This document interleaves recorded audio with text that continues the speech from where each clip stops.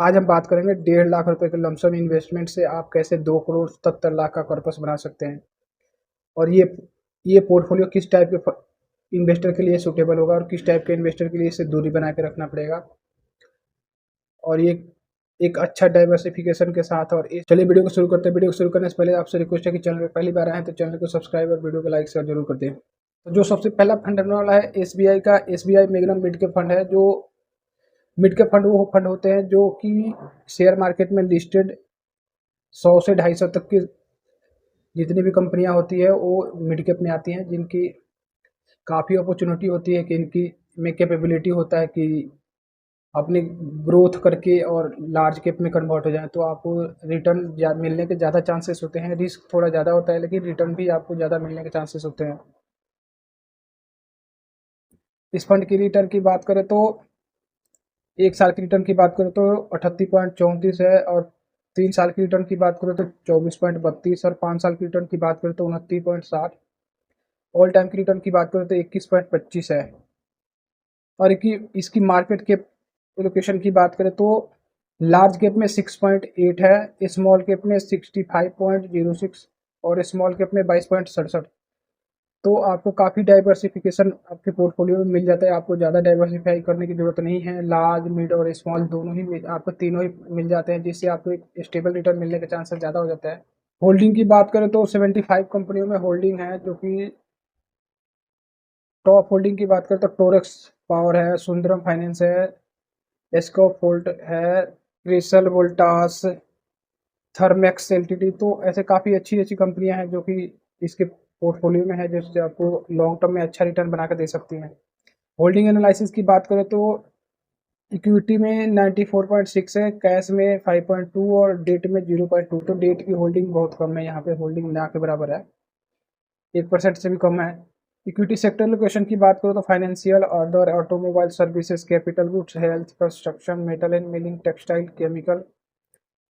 तो अप्रॉक्सीमेट इन्होंने सारे और सेक्टर कवर किया कि कहीं ना कहीं से आपको रिटर्न अच्छा मिल जाएगा, क्योंकि ये एसबीआई का काफ़ी अच्छा फंड है और लास्ट अच्छा रिटर्न निकाल के दे रहा है। जब से फंड लॉन्च हुआ तब से अच्छा रिटर्न निकाल के दे रहा है।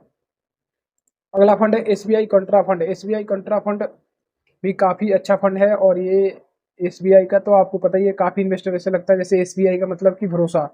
एसबीआई के इन्वेस्टर के अच्छा रिटर्न निकाल के देता है, और इससे लगता है कि इनको कि यहाँ से पैसे हमारे सेफ हैं और कहीं नहीं जाते। आप म्यूचुअल फंड में लगाते हैं कहीं पे भी सेफ है, बस मार्केट रिस्क रहता है, चाहे एएमसी कोई सा भी हो, आपके पैसे कहीं नहीं जाते। इसकी रिटर्न की बात करें तो 1 साल की 46.46 का रिटर्न है। 3 साल की रिटर्न की बात करें तो 29.64, और 5 साल की रिटर्न की बात करें तो 31.56, और ऑल टाइम की रिटर्न की बात करें तो 18.31 है, जो कि जब फंड लॉन्च हुआ तब से अभी तक 18.36% का रिटर्न निकाल के दे 18.31% का रिटर्न निकाल के दे रहा है। इसकी फंड साइज की बात करें तो 34,366 करोड़ की फंड साइज है। कितने लोगों का पैसा लगा हुआ है इसमें, फंड साइज यही बताता है कि कितने लोगों ने इस फंड में पैसे लगाए हुए हैं, कितने लोगों का विश्वास है इस पे। रेटिंग की बात करें तो 5 स्टार रेटिंग है। नेट की बात करें तो 416 रुपये की नेट है। मिनिमम एसआईपी आप 500 कर सकते हैं। लमसम आप 5,000 रुपये कर सकते हैं। अगर लमसम ना भी होता हो तो भी आप एसआईपी के टुकड़ों में डिवाइड करके आप लमसम कर सकते हो।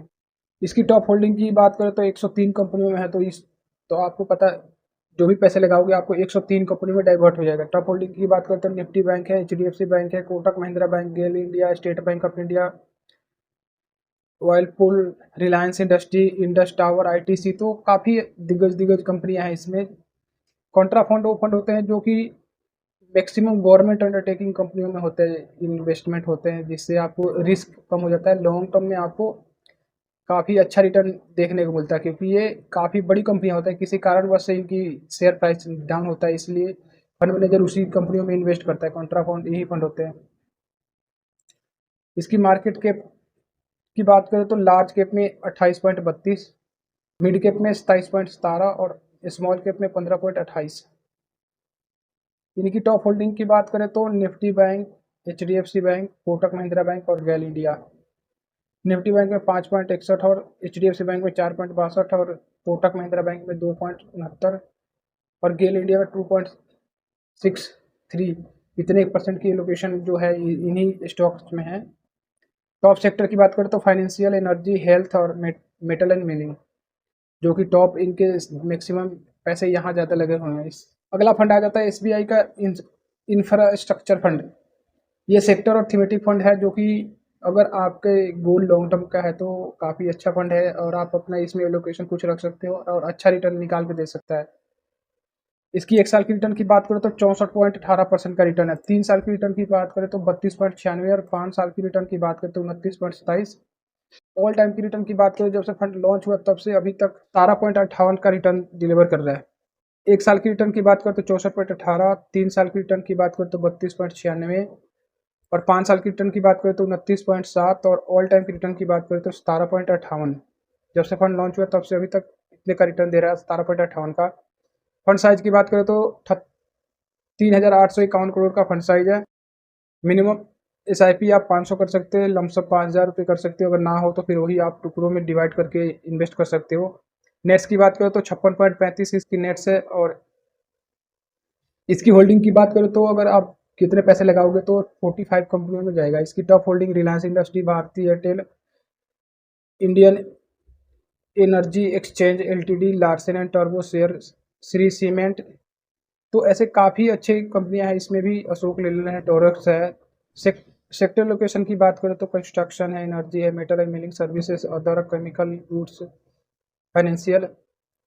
इसकी मार्केट के ये जो पोर्टफोलियो है एग्रेसिव पोर्टफोलियो है। अगर आप कंजर्वेटिव इन्वेस्टर हैं तो आप इसके लिए इस पोर्टफोलियो में इन्वेस्टमेंट नहीं करना, आप अपने अकॉर्डिंगली फंड सेलेक्ट कर सकते हो। क्योंकि अगर आप हाई रिस्क टेकिंग इन्वेस्टर है तो आप ये पोर्टफोलियो में इन्वेस्ट कर सकते हो, जिससे आपको लॉन्ग टर्म का गोल है तो अच्छा रिटर्न मिलेगा और कम पैसे में आपको बहुत बड़ा कॉर्पस बना के दे सकता है ये फंड। ये पोर्टफोलियो आपको कम इन्वेस्टमेंट से काफ़ी बड़ा कॉर्पस बना सकता है और ये थोड़ा रिस्क है इसमें, लेकिन आपको रिवॉर्ड भी देगा, लॉन्ग टर्म में रिवॉर्ड भी देगा। तो चलिए कैलकुलेट करके देख लेते हैं। अगर आप 1.5 लाख रुपए लगाते हैं, इन तीनों फंड में लगाते हैं, 50,000 रुपये लगा देते हैं। हम एवरेज रिटर्न की बात करें तो तीनों फंड की एवरेज निकालते हैं तो 29 पॉइंट समथिंग अराउंड 29% लेके चलते हैं। तो आप 1.5 लाख रुपये लगाते हैं, हम एवरेज रिटर्न लेके चलते हैं, 29% का डिलीवर करता है फंड। तो 10 साल में जो आपकी फंड की वैल्यू हो जाएगी 8,54,000 और 20 साल तक छोड़ते हो इसी इन्वेस्टमेंट को तो 48,64,414 रुपये का फंड बन जाएगा। इसी को अगर आप 25 साल तक होल्ड कर लेते हो तो 1,16,00,000 का कॉर्पस हो जाएगा। और इसको 30 साल तक होल्ड कर लेते हो अगर आप यंग एज से स्टार्टिंग कर देते हो इन्वेस्टमेंट का और आप लॉन्ग टर्म तक बने रहते हो, 25 साल 30 साल अगर मान लें तो अगर आप 25-30 साल से इन्वेस्टमेंट चालू करते हैं तो आपके पास इतना टाइम होता है, जो कि 1.5 लाख रुपए कोई बड़ी अमाउंट नहीं है। आप इन्वेस्ट करके भूल सकते हो, छोड़ सकते हो, तो आपको अच्छा कॉर्पस बन जाएगा। 2,77,00,000 का कॉर्पस बन जाएगा, जो कि अगर आप एफडी आरडी बैंक में कहीं पे भी अदर जगह इन्वेस्टमेंट करते हैं वहाँ से आपको, अगर मान लो आप 10 लाख का इन्वेस्टमेंट कर देते तो बैंक में भी रिस्क होता है, वहाँ पे भी आरबीआई का सिक्योरिटी होता है 5 लाख तक का। 5 लाख से ऊपर जितने भी है कोई भाई 1 रुपया नहीं मिलेगा, पैसे छू हवा हो जाएंगे। तो इसलिए ऐसा नहीं सोचिए कि बैंक में सेफ है। जहाँ अगर गारंटी रिटर्न के पीछे भागोगे तो वही आपके इन्फ्लेशन के आसपास का रिटर्न मिलेगा, आपके पैसे पे कोई ग्रोथ नहीं होगी।